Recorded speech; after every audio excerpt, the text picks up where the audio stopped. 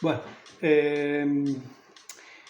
este vídeo es para unas aclaraciones sobre el vídeo de la Segunda Guerra Mundial y un poco complementario. Bueno, creo que di a entender como que Churchill previamente le había ayudado a Stalin. No, fue Stalin el que, yo quería decir que Stalin fue el que le ayudó a Hitler para invadir Francia. Que esto pues fue fraguado en el pacto Ribbentrop-Molotov en el verano del 38 y que ya ahí ya se empezaba a notar como la disminución de la ayuda soviética a la República, ¿no? O sea, yo siempre lo relaciono con la guerra civil nuestra. Hago un poco de historia. Previamente ya Stalin, cuando Largo Caballero era el gobierno, ¿no? Antes de Juan Negrín, pues ya le mandaba a Stalin una carta diciéndole que moderase su comunismo, que respetara la propiedad privada, porque, bueno, Largo Caballero había salido de la cárcel, había estado encarcelado por encabezar como cabecilla de los disturbios, bueno, de la insurrección, del golpe de Estado que dan los socialistas y eso en Asturias. Y entonces en la cárcel, en el 34, pues se había leído toda la vida de Lenin y sale hecho un basilisco, ya con 60 y pico años, y es más, que le llegan a apodar el Lenin español. Y entonces, pues ya eso, Stalin empezó ahí ya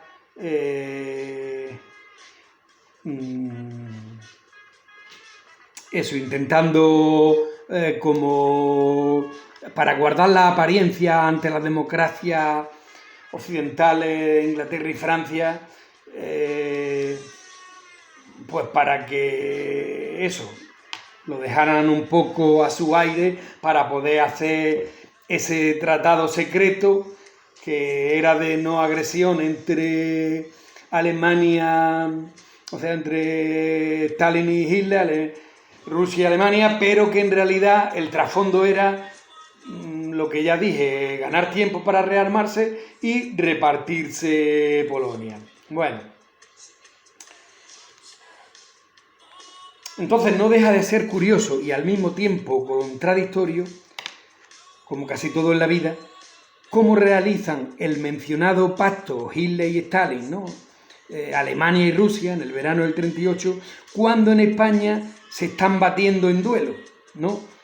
Que en nuestra guerra civil, que por aquel entonces se está fraguando la batalla del Ebro, donde ya la República pues, es infinitamente menor en aviación, incluso ya avanzada la batalla ya no le llegan los cargamentos de los rusos, el último es incautado en la frontera de Francia, que incluso Stalin lo reclama con el argumento de que no se lo hemos pagado, ya que se ha fundido él, literalmente fundido, nuestras 500 toneladas de oro, pero en fin, eso es otra historia. Otro tema es que dije que el que se dirigía, el general que se dirigía a Stalingrado era Manstein. No era Manstein. Manstein estaba por encima de él y Manstein estaba más bien para Leningrado. Era el general Paulus, con el sexto ejército, que se dirige a Stalingrado, como ya bien dije, en dirección del petróleo del Cáucaso, pero se encuentra con una gran defensa férrea del ejército ruso y luego ya posteriormente una contraofensiva de Zhukov, del general Zhukov ruso, y los dejan embolsados, pasando hambre. Hitler les prohíbe la retirada, en fin, se dan hasta casos de canibalismo. Pero al final se rinde Paulus y los soldados alemanes los pasean por Moscú como trofeo. Bueno, otro tema.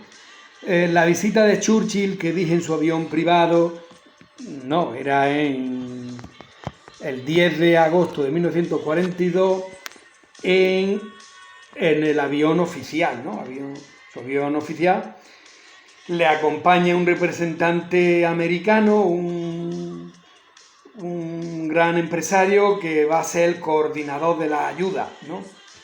Que va Churchill a ofrecerle a Stalin pues para tenerlo de aliado. En definitiva va a contratarle como mano de obra, porque al final la mayor parte de los muertos son rusos. Entonces, pues eso, le ofrece tropecientos camiones, tropecientos aviones, combustible, en fin. Stalin pues le sugiere abrir un nuevo frente en Occidente para así poder dividir las fuerzas alemanas. Siguiente paso. Ya pues la conferencia que dije en Irán, pues efectivamente fue en Irán, pero fue en Teherán, en la capital, ¿no? 25 de noviembre de 1943, en la embajada rusa, Stalin acude, por primera vez se sube en un avión que no se había subido nunca, y va junto con Molotov y Voroshilov.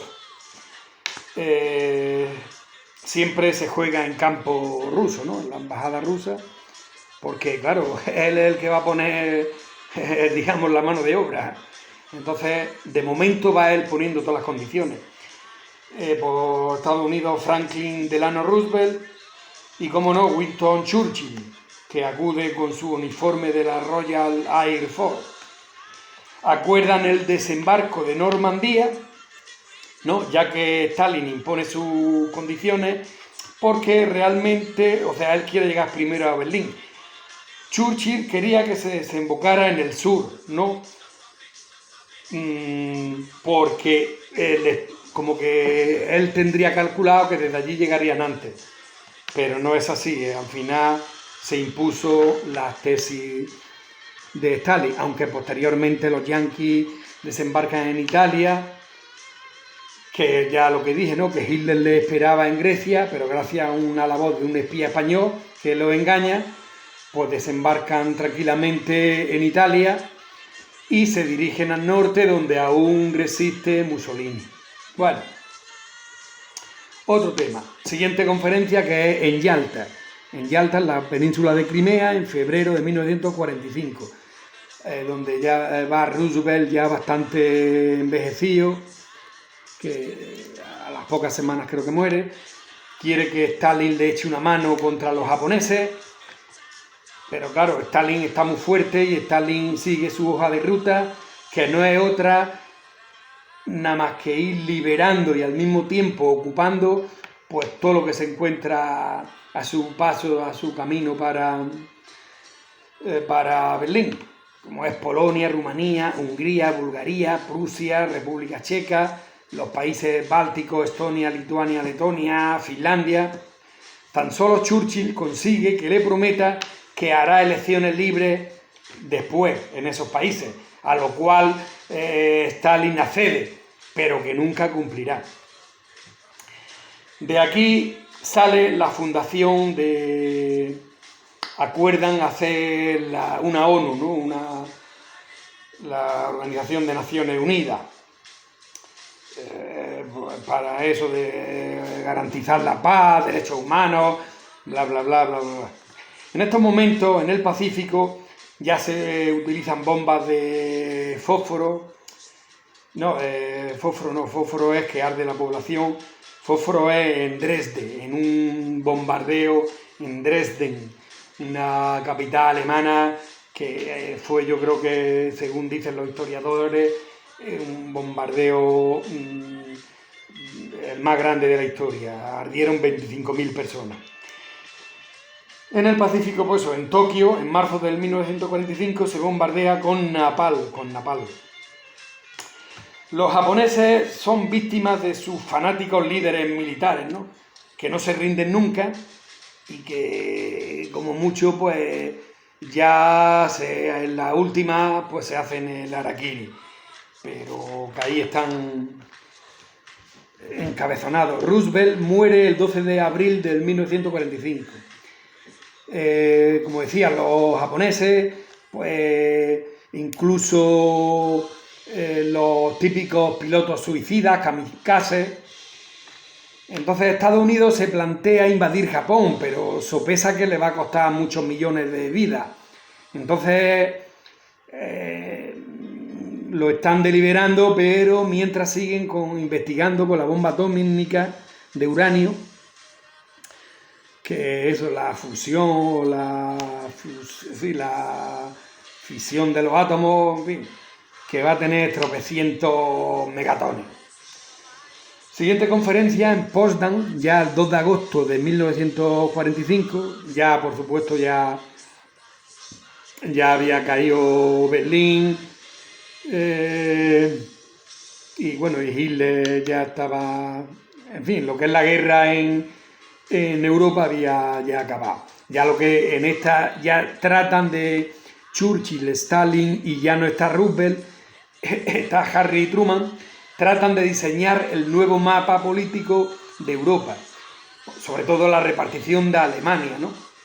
La quieren dividir en 4 partes, y Berlín lo mismo, una para Rusia, que será la Alemania del Este, y el Berlín Este, y luego otra para Estados Unidos, otra para Francia y otra para Inglaterra.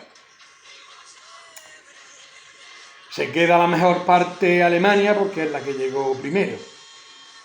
Primero acuerdan desmilitarizarla por completo, desmantelar todas las fábricas de armas, incluso de industria, en fin, convertirla en un huerto. Se reparten incluso hasta los científicos, se los roban unos Estados Unidos, otros se los lleva a Rusia, porque ya no se fían de que puedan volverla a liar. Es más, en un futuro, cuando una de las 2 potencias mundiales manda su primer cohete, pues la otra le dice: es que te quedaste con los mejores alemanes. Churchill se entera ahí de que ha perdido las elecciones y su sucesor ya va a decidir poco, tiene poco peso. En estas entremedias también se lanza el 9 de agosto de 1945 la bomba atómica en Hiroshima y Nagasaki. Y claro, esto es un golpe psicológico a Stalin, que de ser el gallito, pues moralmente pierde ya ese liderazgo de líderes. Entonces, pues queda respondida el dilema que decíamos antes de por qué los Estados Unidos se planteaban de invadir Japón. Pues claro, al final es más cómodo lanzar las bombas en el Enola Gay. Por tanto, esto ya desemboca en la rendición de Japón el 2 de septiembre. Hirohito manda a un representante que firma la rendición en un portaaviones con el general MacArthur. Antes también se ha prohibido que Eisenhower ha enseñado a la población, y también con su general Patton, que estaba muy cabreado, muy molesto, porque claro, no llegó primero a Berlín y entonces le mostró toda su malestar a Eisenhower por no haber sido hábiles y haber hecho una buena estrategia. Bueno, pues Eisenhower le muestra a la población alemana en carros, o sea, en camiones, los lleva para que vean de primera mano los horrores de los campos de concentración. Porque claro, la población civil alemana, que estaban confinados como nosotros ahora, pues pensaban que todo eso era propaganda y que todo eso era mentira. Incluso hasta primeros de 1945 quedaban todavía trenes de la muerte que se dirigían a los 100 campos con judíos, activistas políticos, opositores al régimen nazi, cristianos, homosexuales, gitanos, que allí pues van muriendo por hambre y malos tratos. Eisenhower después sucederá a Truman en 1953, o sea, Truman coge el poder, sucede a Delano Roosevelt en 1945, está 8 años y luego lo coge Eisenhower. La conclusión final de todo esto es que en torno a, no sé si son 40 o 50 millones de víctimas, contando todas las del Pacífico, japoneses, las bombas atómicas, los bombardeos civiles y sobre todo los 20 millones de rusos que son, en definitiva, han sido la mano de obra a la que fue Churchill allí, a por ellos, porque sabía que ellos no disponían de todo eso, ¿no? Y que la cobró bien cara, ¿no? Stalin se quedó con media Europa. Y entonces, pues eso, decir también que ya de aquí, pues prácticamente se empieza a fraguar, a originar el inicio de la Guerra Fría, ¿no? Ya de las tensiones ruso-americanas. Y ya está, y Stalin coge su parte de Alemania y Berlín y sigue con una gestión distinta a la de los aliados. Fruto de esta tensión también, pues casi se deja un poco